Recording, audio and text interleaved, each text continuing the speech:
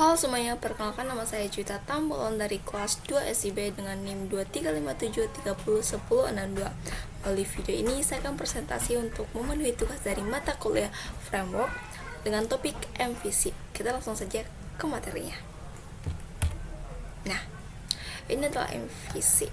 Sebelum kita mengetahui secara detail apa itu model, control, dan view, kita harus mengetahui apa sih MVC itu. MVC adalah pola arsitektur dalam membuat aplikasi atau website dengan cara memisahkan data dan tampilannya, dan bagaimana cara mengolah data tersebut. Nah, arsitektur MVC ini dibagi atas 3, yaitu model, view, dan control. Melalui gambar di sini, kita bisa saja membacanya mulai dari model dulu, control dulu, atau view terlebih dahulu. Nah, saya akan membaca dari view terlebih dahulu karena ini adalah tampilan kepada user yang melakukan aksi pertamanya. Nah, dalam sebuah aplikasi, user akan melakukan aksi seperti menekan tombol atau button dalam sebuah aplikasi atau website. Nah, contohnya si user menekan tombol daftar nilai. Nah, si controller akan membaca aksi dari si user tersebut dan mengirimkan request data yang akan dikirimkan dari model, karena model adalah tempat data. Nah, setelah controller mengirim request data tersebut kepada si model, maka si model akan langsung mengirim data tersebut kepada si controller. Nah, si controller ini langsung mengupdate atau menampilkan ke view tersebut. Nah, hasil dari data tersebut langsung dilihat oleh si user tersebut. Kita mulai dari yang pertama, yaitu model terlebih dahulu. Penjelasannya yaitu terletak di directory app/models. Ya, model ini menjadi representasi objek dalam database agar interaksi database semakin mudah dan efisien. Untuk yang kedua, yaitu controller, yaitu terletak di directory app/http/controllers, yaitu fungsi dari control tersebut menjadi jembatan antara model dan view serta mengelompokkan logika program dan penanganan request ke dalam satu kelas. Nah, ini adalah contoh dari controller, yaitu untuk menampilkan cara mengirim data ke view dengan mengisi parameter kedua function view dengan data yang dibungkus dalam array. Nah, dalam controller ini ada dua jenis controller, yaitu basic controller dan resource controller. Kita bahas yang pertama, yaitu basic controller. Nah, basic controller ini controller yang sederhana yang hanya berisi metode-metode yang dibutuhkan oleh pengembang. Tidak ada aturan baku mengenai metode apa saja yang harus ada. Sebagai contoh potongan programnya yaitu seperti ini, dimana tidak ada default yang kelas-kelas yang akan diisi oleh si programmer. Untuk yang kedua, resource controller. Jenis controller ini yang otomatis memiliki metode untuk operasi CRUD atau create, read, update, delete yang digunakan untuk menangani resource tertentu dalam aplikasi secara lengkap. Nah, di sini contohnya seperti ini, dimana kalau kita menggunakan resource controller sudah ada kelas-kelas yang akan diisi. Seperti ini, public function index, public function create, sampai di bawahnya itu sampai read atau delete. Jadi si programmer langsung mengikuti dari pola-pola yang sudah disediakan dari resource controller ini. Nah, untuk yang ketiga yang kita bahas yaitu view, merupakan antarmuka yang bertugas menampilkan data yang dikirim secara default. View disimpan di directory resource/view. Seperti potongan program di sini. Di sini selamat datang, Pak. Nah, di sini akan ditampilkan secara otomatis selamat datang, Pak, yang dimana akan mengambil data pegawai dan namanya. Yang data yang ngambil itu ya cuma namanya saja, karena sini adalah nama. Nah, untuk baris yang kedua, posisi Anda saat ini, dimana akan mengambil data dari posisi mengambil data dari posisi seperti karyawan, maka namanya ini akan berhubungan dengan posisi tersebut. Nah, di sini contohnya selamat datang Pak, nama pegawai adalah Yanto. Selamat datang Pak Yanto. Yang kedua adalah posisi Anda saat ini karyawan. Ya, seperti itu. Itu yang akan ditampilkan kepada user. Nah, ini adalah pola dari yang kita bahas pertama kali, yaitu view, yang model, view, dan kontrol itu. Nah, untuk step by stepnya, mungkin yang pertama, dimana si user akan mengakses sebuah website atau sistem dan mengetikkan URL-nya. Nah, URL ini akan langsung mengenali si rootnya dan langsung ke controllernya, mengirim controllernya. Nah, di control ini akan menampilkan data-data hasil dari website tersebut. Nah, dia akan meminta data dari si model yang sebagai pusat database-nya, dan si model ini akan mengirimkan data tersebut kepada si control lagi dan langsung mengirimkannya kepada si view agar ditampilkan kepada user. Nah, data-data yang di sini langsung dikirimkan kepada si view. Nah, si view ini bertugas untuk menampilkan kepada user. Nah, ini adalah tampilan yang akan dilihat oleh si user tersebut. Nah, root pada Laravel ini merupakan suatu mekanisme menghubungkan URL yang di request oleh user dengan function atau controller tertentu pada aplikasi web. Nah, dalam root ada dua jenis, yaitu basic root dan root parameter. Nah, basic root ini menggunakan slash menunjukkan default root yang akan diakses secara otomatis saat aplikasi pertama kali diakses. Ini adalah contoh dari rootnya, root basic root. Nah, untuk yang kedua, root parameter, penggunaan parameter pada root bertujuan untuk menangkap nilai variabel dari URL yang nantinya akan digunakan untuk pengolahan tertentu. Penulisan parameter pada root ditandai dengan adanya kurung kurawal. Nah, di sini rootnya itu param1 tersebut. Nah, inilah menggunakan param1 atau param2 sesuai dengan kebutuhan programmer. Nah, untuk mengaplikasikannya ke dalam VS Code, kita langsung saja ke prakteknya. Untuk step yang pertama, kita buka Laragon kita terlebih dahulu untuk mengaktifkannya. Nah, kebetulan di sini sudah aktif, jadi kita biarkan saja. Untuk yang kedua, kita langsung saja ke VS Code-nya.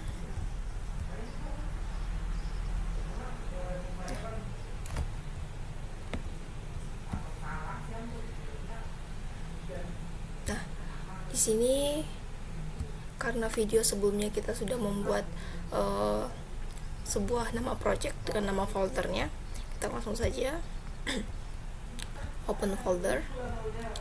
Kita ambil dari C, Laragon, www.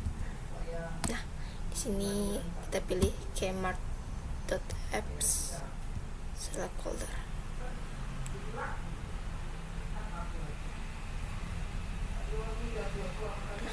Ini dia tampilan awalnya.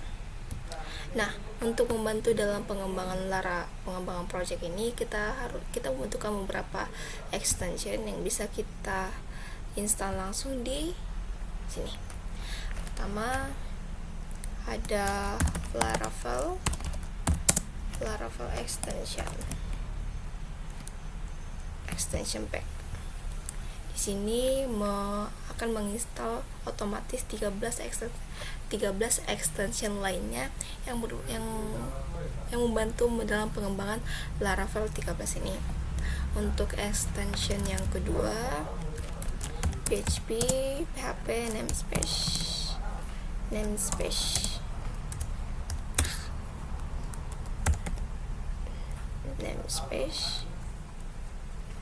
Ini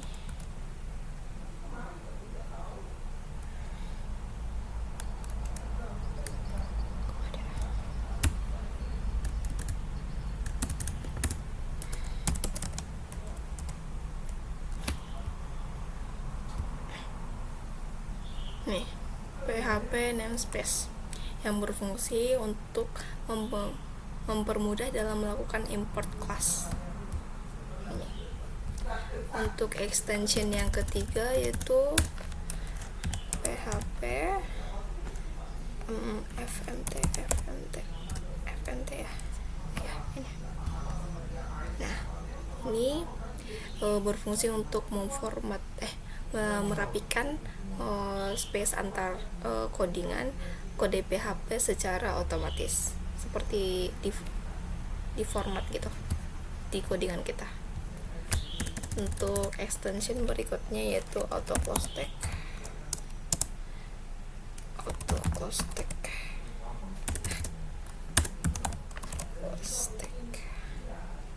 Nah, ini yang berfungsi untuk menutup teks secara otomatis. Ada juga auto rename tag.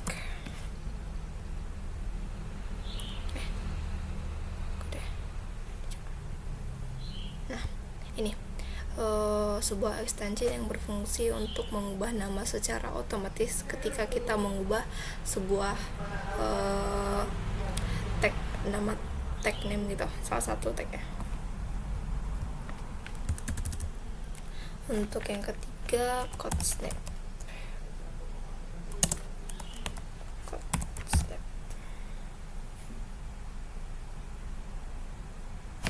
Nah, ini berfungsi untuk mendokumentasikan atau mengambil gambar codingan kita di dalam VS Code, pastinya secara rapi. Nah, itu tadi beberapa extension yang sudah saya berikan untuk mempermudah dalam pengembangan Laravel ini. Kita langsung saja mempraktekkan root yang sudah ada. Untuk langkah yang pertama yang akan kita praktekkan adalah basic root. Kita copy dulu yang ada di modul, kita langsung ke VS Code-nya. Di sini kita ambil root, langsung di kelas di file web.php ini. Kita langsung saja kopikan. Masih error. Oke.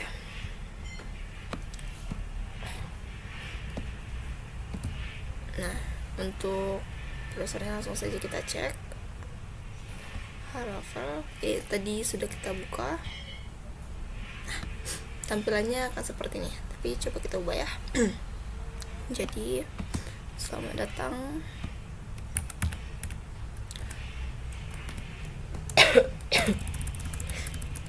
di Kmart Store. Selamat datang di Kmart Store. Nah, tampilannya akan seperti ini. Baiklah, untuk yang kedua kita langsung saja kita ambil dari modul codingannya untuk mencoba memakai root parameter. Nah, di sini kita langsung copy saja. Di sini kita ganti dulu. Kmart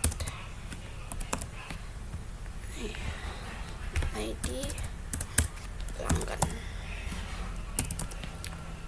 Nah, kita langsung saja ke browsernya. Di sini kita menggunakan slash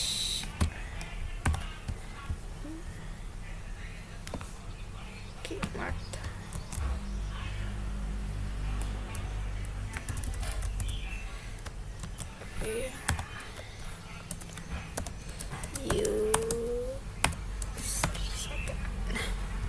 Ini kita akses. Nah, maka akan sesuai dengan yang kita buat seperti ini. User 1. Tampilan not found itu terjadi karena jumlah parameter pada function harus sesuai dengan banyaknya jumlah parameter yang ada di URL. Pada contoh kode ini, parameter bersifat required, sehingga parameter harus disertakan ke URL yang akan kita akses. Nah, seperti ini. Jika kita tidak menyertakan user saat ini, cuma seperti ini, maka tampilannya bakal not found.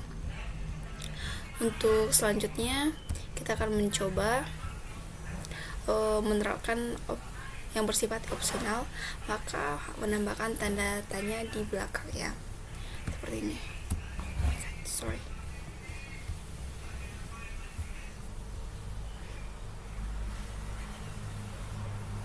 Nih. Kita copy saja. Kita langsung aplikasikan. Ctrl+V. Nah, kita coba untuk menggantinya menjadi Kmart. Nah, ini sudah ada. Kita langsung saja ke browsernya. Di sini kita harus menambahkan sesuai instruksi tanda tanya. Nah, maka akan menampilkan ID tidak tersedia karena di sini tidak diinisiasi parameter atau parameter tersebut. Nah, untuk selanjutnya kita akan membuat controller dengan menggunakan terminal seperti ini. Terminal dengan mengetikkan php artisan make 2 controller, nama controllernya kita buat Kmart controller.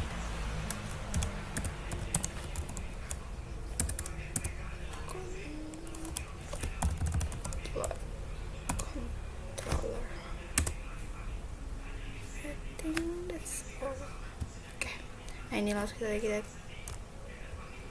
control terus klik. Nah, ini sudah tersedia Kmart controller ya. Nah, untuk selanjutnya kita akan membahas tugas dari modul yang sudah diberikan, yaitu menampilkan waktu saat ini. Nah, kita langsung saja membuat logikanya seperti ini. Nah, ini akan mengambil data waktu saat ini dengan menggunakan fungsi yang ini date, yang akan mengambil tahun, bulan, hari, jam, menit, dan detik, dan akan menampilkan kata-kata tanggal dan waktu saat ini .2, dan mengambil data ini as current date time. Kita langsung saja mengeceknya ke browser. Sebelumnya saya menggunakan ini untuk mencarinya, Ctrl+C, copy dulu, kita langsung saja. Nah, di sini sudah ada //Ctrl+V, enter. Nah, di sini sesuai dengan tadi logikanya, tahun, bulan, tanggal, jam, menit, dan detik. Untuk tugas yang kedua yaitu menggunakan root berparameter, yaitu dengan logika jika parameter 1 sama dengan 0 maka menampilkan parameter yang kedua, jika parameter kedua sama dengan 0 maka menampilkan parameter pertama, jika keduanya tidak 0 maka buat parameter 1 dikali parameter 1 dikali parameter 2. Jika kedua parameter 0 maka tampilkan silakan masukkan parameter. Kita langsung saja ke VS Code ya. Sini langsung saja. Nah, di sini kita langsung membuat logikanya sesuai dengan instruksi tadi.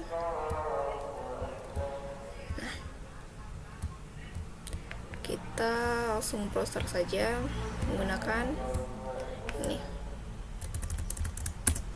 ya. Ctrl+Z, hitung slash yang pertama itu 1, 2.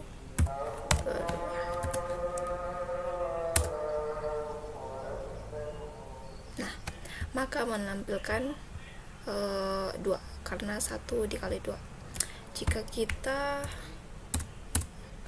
parameter satunya 0 terus ini 7 maka akan menampilkan 7 karena jika parameter pertama itu 0, maka akan menampilkan parameter kedua. Nah, jika parameternya sama-sama 0, nah, maka akan menampilkan silakan masukkan parameter. Untuk ketentuan selanjutnya 1. Kita mencoba parameter kedua 0. Kita mengisi ini 6, terus ini 0. Nah, maka menampilkan parameter pertama. Semua instruksi sudah sesuai. Karena materi hari ini telah selesai, maka saya mengucapkan terima kasih dan maaf jika ada salah kata dari awal sampai akhir. Sekian dan terima kasih.